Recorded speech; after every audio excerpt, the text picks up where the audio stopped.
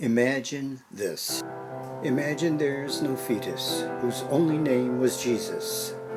That would mean no Christmas, and no Easter too. Thank God, at Christmas and at Easter we celebrate with trees. One holds lights and ornaments, the other sets us free. These two celebrations best with friends and family. The next celebration important to you and me? Our second birthday. Yes, our second birthday. Like me and Nicodemus, I'm sure you're wondering, what's a second birth date? And how can that be? I can't speak for Nicodemus and I can't speak for you, but to help me understand, God sent me 3 clues. The first clue was in a locker room where everyone could see. It was a tiny little pamphlet with a message just for me. I picked it up, read it, and was overwhelmed with guilt. Overwhelming guilt, all because of my filthy, rotten, sinful past. No amount of penance would ever rid me of my guilt. My filthy, rotten, sinful past would always be just that. My filthy, rotten, sinful past. With all this overwhelming guilt, I now prepared myself for total separation from everything wholesome and good. Hearing God loves you, or even God forgives you, would never, I mean never, erase my filthy, rotten, sinful past. God was pleased that I agreed with him, but didn't say what's next. Clue number 2, not so obvious, was hidden in some trash. A torn and worn out Bible, hidden from everyone. Everyone but me.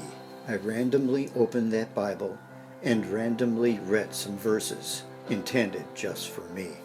With more of that overwhelming guilt, I again prepared myself for total separation from everything wholesome and good, including God's entire universe for all eternity.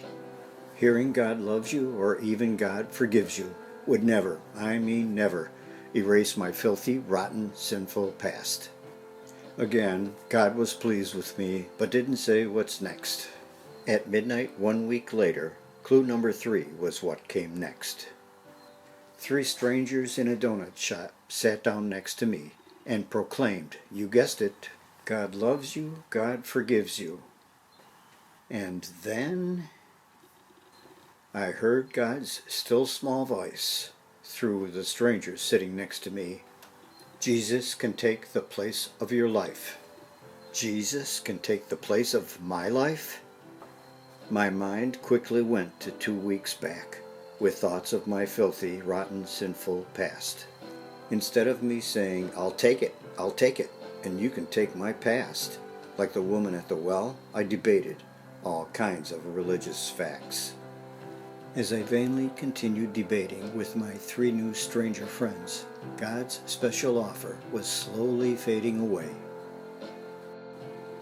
Clueless is the only word to describe where I was at. My second birth was on the line, and I didn't even know it.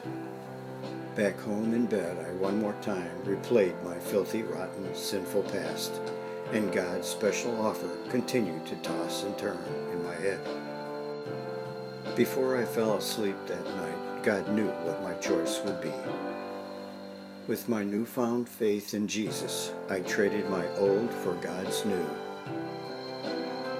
So like Nicodemus, my second birth had just begun. Plus, I can kiss my past, present, and future filthy, rotten sins goodbye. And to think it never would have happened if a long time ago there was no little fetus whose only name was Jesus.